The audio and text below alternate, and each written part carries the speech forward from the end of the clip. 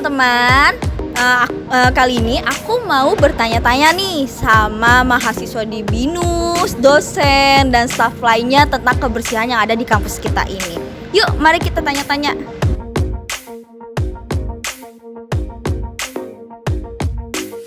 Ini banyak perubahannya. Awalnya itu styrofoam itu bebas sehingga sampah itu kemana-mana. Dan setelah ada pelarangan yang namanya styrofoam itu, akhirnya mulailah sampah itu mulai bersih.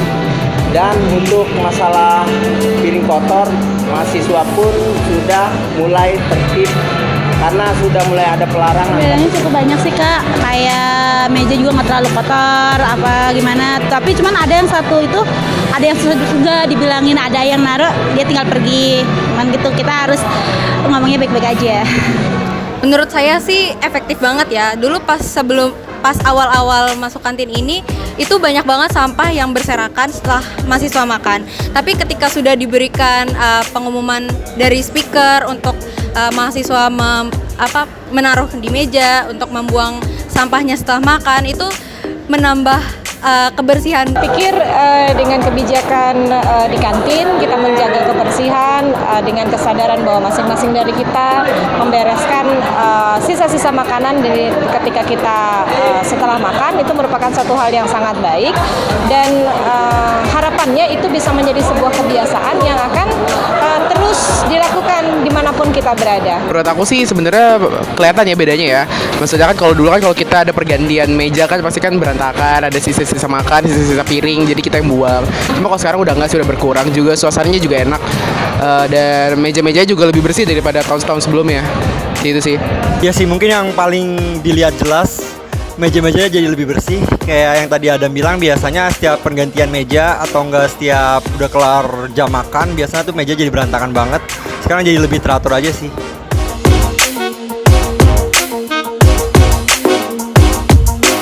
Untuk itu yang pertama saya ada saran sedikit. Kan sebenarnya dari BINUS sendiri pun udah diberitahu ya untuk membawa alat makan sendiri gitu. Nah itu sih, jadi bawa alat makan sendiri. Terus untuk sampahnya dipisah-pisah gitu. Karena kan sampahnya udah dipisahkan antar plastik atau sampah organik dan lain sebagainya. Itu bisa dipisah-pisah gitu untuk sampah. Lebih ke arah menghargai pemakai meja setelahnya sih. Karena kalau misalkan ada rasa sisi menghargainya, pasti akan ada rasa sisi di mana kemanusiaan nih untuk membersihkan meja setelah mereka pakai gitu. Jadi kan sama-sama enak, kita setelah pakai juga enak, yang sebelum pakai juga enak. Paling kayak gitu sih pesannya. Kalau dari gue sih mungkin pesannya menjaga kebersihan gak cuma di kantin aja, kayak di kelas juga harus, misalnya kayak buang sampah pada tempatnya. Terus ya udah sih, selebihnya hampir sama kayak Adam. Saya untuk pesan saya itu ya kerjasama aja sih. Waktunya untuk kebersihan ya setelah makan ditaruh, untuk sampahnya dibuang, gitu aja sih.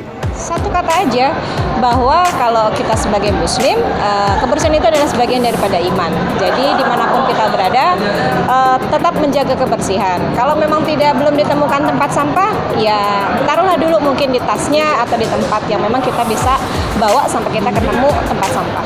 Nah, tadi kalian udah tahu kan pendapat tentang teman-teman kita yang ada di BINUS, dosen, dan staf lainnya mengenai kebersihan yang ada di kampus kita ini.